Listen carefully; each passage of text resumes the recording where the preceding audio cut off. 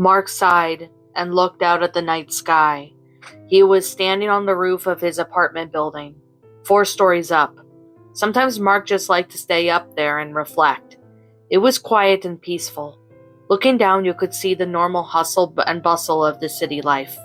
But you looked up, you could only see the beautiful sky and sometimes even a full moon or some stars. Mark walked along the border of the roof that helped him from falling to his death. It was pretty late, so he could be going back down to his apartment soon. Then he saw something waving in the wind a few meters away. Mark walked over to it and picked it up, seeing that it was today's paper, and began to read the front page. Young man found dead near woods. Earlier today, John Parker, age 20, was found dead near the Northern Woods. His family stated that he never had any real enemies, but he was still a bit of a troublemaker. Still, they did not know who would want him dead. His death seemed to be caused by blood loss. The scars seemed to be from large animal, but it was later found not to be the cause of a symbol was carved on the man's forehead. The symbol was that Mark put the newspaper down on where he found it. He didn't want the article like that ruining his night. He walked along the borders with his arm onto it, looking up at the sky. 20 years so young. He felt sorry for the kid. He himself was nearly 30, but he fought all the things that a man would never be able to do now that his life was gone. Mark tried to get it out of his head. He didn't want to get depressed. Without knowing it, Mark's hand bumped into an empty cardboard box that was on the edge. He tried to catch it, but it was too late. It was sent falling downwards towards the streets. It was odd. He didn't see any cars, only one lonely person walking along the sidewalk. "Hey, watch out!" he called. But it was soon a bit too late. The box fell on the person's head. Well, at least it was just an empty cardboard box. He was about to call down his apologies when what happened next made him freeze. The person who was on the sidewalk looked at him. He had a black hoodie with a black and white striped scarf. That, of course, was not that what made him freeze. The person also had a peculiar mask, half pitch black and half a luminous white. He had managed to get back his voice, and he was just going to shout his apologies. Maybe this guy just came back from a strange party or gathering, when he was yet again frozen by what he saw. The man said something that Mark didn't quite hear. He then jumped into the wall and began climbing up the side of the building, similar to the style of a spider or lizard. Mark was just frozen, mouth agape, trying to make sense of what he was seeing. The strange man, no monster, reached up the top of one building and crouched beyond the border's edge. Mark now saw that he was able to climb the building so easily. He was wearing white gloves, but there were long black, cat-like claws extending from the end reach of finger through the glove. He saw that the mask had a face on it, but only half a face. On the white side of the face mask was there the shape of an angry-looking eye and a mouth curved into a frown. They just stared at each other. It was only a few seconds, but Mark felt like an eternity. Then something strange happened. The monster's mask changed. The angry mouth and eye disappeared. On the back side of the mask appeared a happy eye and a strange smile. The monster cocked its head to one side and said, "Do you want to play?" Mark screamed and ran towards the little door, heading towards the inside of the building. He prayed that the monster wasn't following him. He reached the door and threw it open, bolted inside, and slammed it shut. Panting, he leaned against the door to keep it shut. After a while, he wondered if the monster was still there. Why didn't it try to force open the door? He had no idea what it said to him, but it was something odd the way it said it was. It seemed happy and playful, but also angry and malicious. He gathered up his courage and decided to open the door. Putting one hand on the knob, he took a deep breath and slowly opened the door, ready for whatever was on the other side. Mark expected him to find himself face to face with that odd mask. Instead, he saw the monster was still where it had left him, sitting on the edge of the roof and smiling that odd, somewhat malicious smile. The monster then said again, "Do you want to play?" "I want you to play." Mark slammed the door shut. His legs fell from beneath him and he sat on the floor. He didn't like the way the monster said those things to him. He sat there for a while trying to make sense of what happened.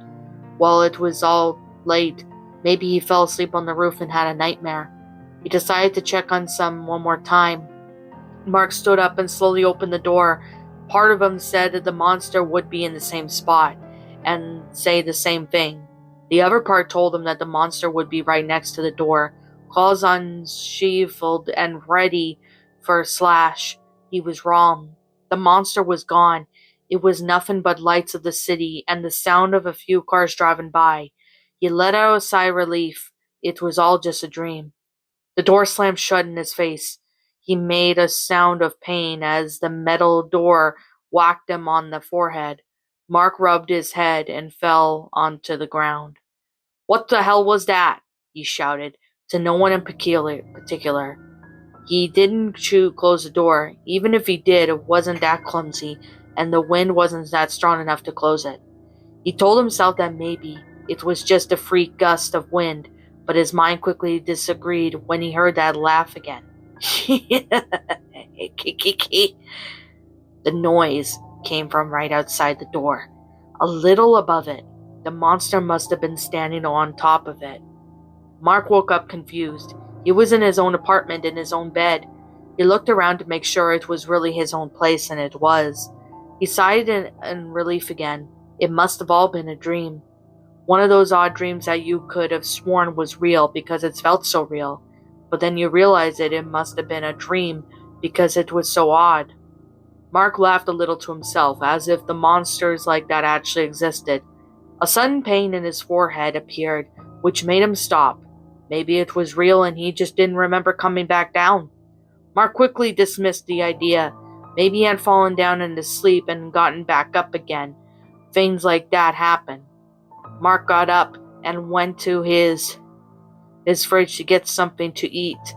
Grabbing a glass on his way there, he opened up a carton of orange juice to have for breakfast. He tilted the carton to pour some into the glass when the juice spilled out onto the counter. He paused and stared at it, confused.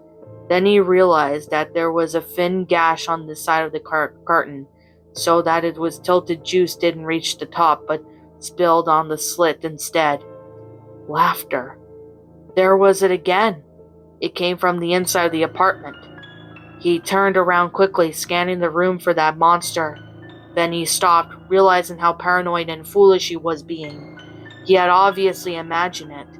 The cut on the carton. His girlfriend could have done that. They had recently gotten into a fight. Mark cleaned up the mess and decided that he wasn't going to have anything for breakfast. He didn't feel like eating. He was worried of how he was going to make up to his girlfriend Beatrice. He loved her and he wanted to make her understand how much he loved her. He turned on the television and watched a couple of hours, forgetting his troubles. It was now noon. He got up and walked to the kitchen, leaving the television on. He opened up the cabinet that he kept his alcohol in, taking out a bottle of beer. He poured some into a glass and then nearly dropped the bottle when he saw it wasn't beer. It was just plain water. He frowned at the drink a little bit to check it, and it was just plain water. He stared at it angrily and grabbed another bottle, and then another, and their continents had all been replaced with just normal water. He laughed angrily. He sighed, and then there was again laughter. Mark jumped a little. It was just that laugh again. He told himself again and again that he had imagined it. He was just getting paranoid because of those dreams felt so real. Beatrice could have done this too. There was no monster. He dug around the cabinet to see if there was anything left in there. In the back, he knew he had 2 bottles of wine and 1 bottle of champagne, but he wanted to save those for when Beatrice forgave him. He saw that the bottles were about to close the cabinet when he did a double take. One of the bottles of wine were missing. Mark looked at where he kept the wine glasses, and one of them was missing too. Beatrice could have done that too. She was pretty mad, Mark said to himself quietly. He swore to himself that he would make it up to her even if it was the last thing he ever did. Then he heard it again. Laughter. It then came from the room where he left the television on. He knew he hadn't imagined it this time. That laughter was real. He closed the cabinet shut and ran to the room. Sure enough, there was the monster, sitting on the couch drinking a glass of wine, watching the television that had been left on. The monster paused and looked up at Mark, smiling. It picked up and opened the bottle of wine in hand and shook it a little towards him. Wine? Mark paused, staring at the monster. He quickly snapped out of it and ran back to the kitchen as quickly as he could. It was real. He really expected the monster to get up and come after him to kill him and eat him, because that's what monsters do. But the monster remained in there. He could hear it laughing at him. Mark was afraid. He had to get out of this place and out of his life. He looked around the kitchen for something to use. Panicking, he grabbed the nearest knife that he could find and ran back to the living room, ready to fight. The monster was gone. There was no trace. The evidence was missing bottle of wine and wine glass. He tensed up. Maybe he was going crazy due to that dream. No. I'm not crazy. That can't happen. It won't happen. I won't let it. He rambled to himself. He went back to the kitchen and put the knife away. He then walked back to the living room and sat on the couch, picking up the remote, and he turned off the television to think. Maybe I'm hallucinating.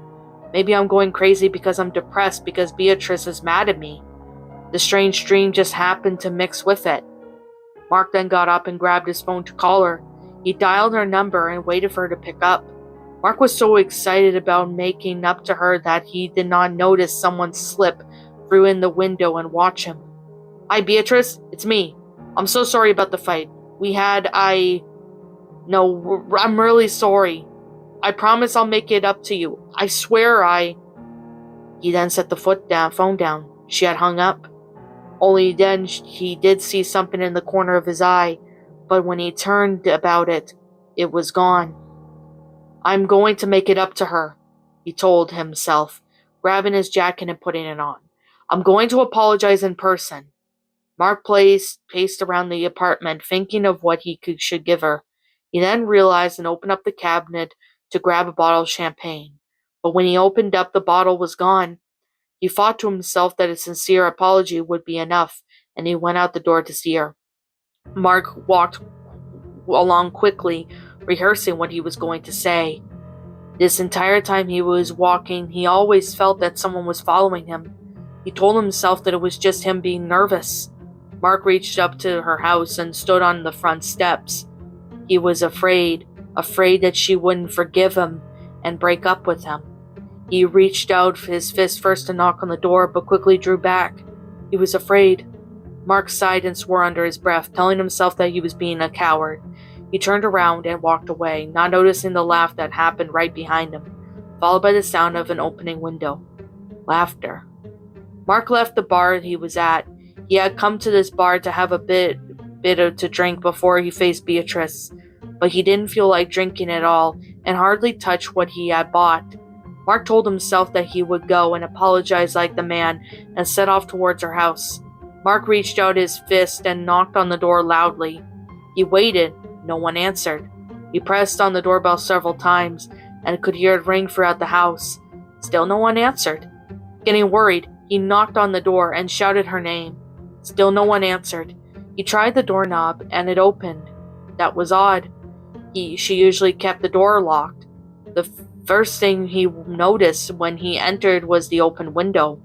The wood bordering the sides of it seemed to have a lot of claw marks on it, like a cat had been there. He walked into the dining room, calling out her name.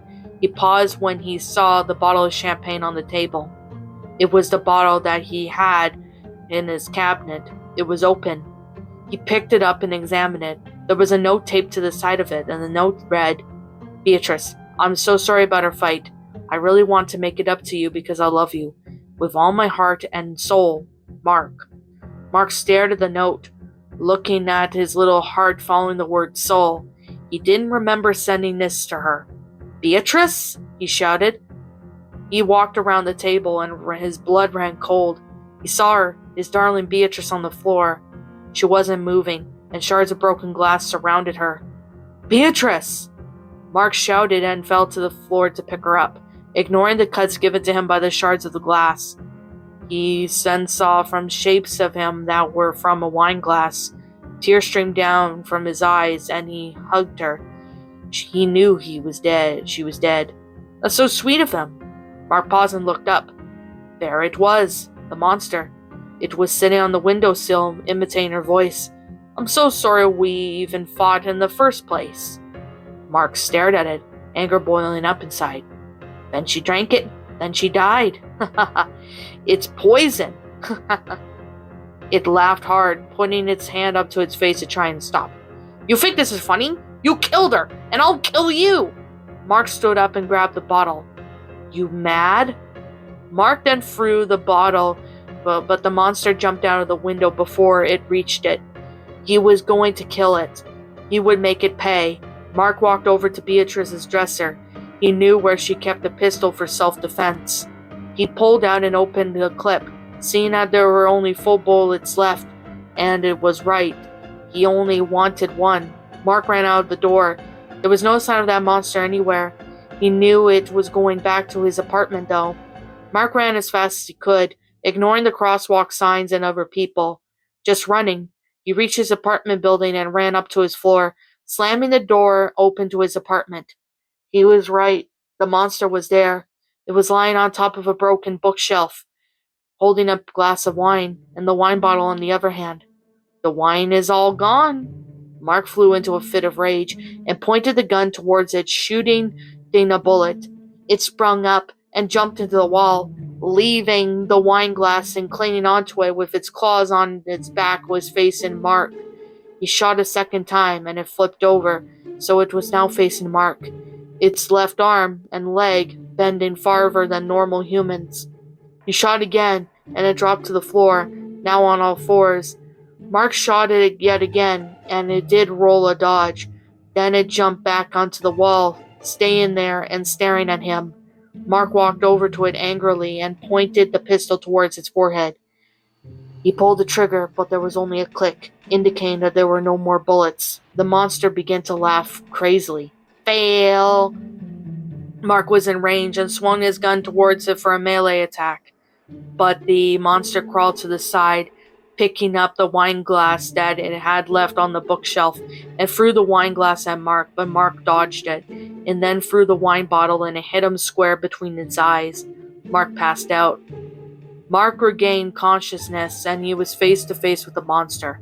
It was clinging to the ceiling, its arms and legs bending back at a 90-degree angle so it was facing him. Its mask changed again, and its luminous smile on the dark black side of its mask disappeared, and from the angry frown reappeared on the white side of its mask. Then he said to him in a dark voice, lacking the happy playfulness before, "You're boring." It made a low, growling, hissing sound and pounced. Later that day, the police arrived at Mark's apartment. A neighbor had called them because they had heard gunshots and Mark was found dead, claw marks all over its body and throat clawed out. The kill seemed animal, and the claw marks were found along with the walls and ceiling. Bloody footprints were found headed towards the window, so they determined that it was done by a human. Upon further inspection of the body, they found something carved into the skin on its forehead. Boring. What's up, my pretties? It's the Lion Queen here. I want to appreciate you all for tuning into this video, and I do appreciate you guys supporting my video by giving this video likes and stuff.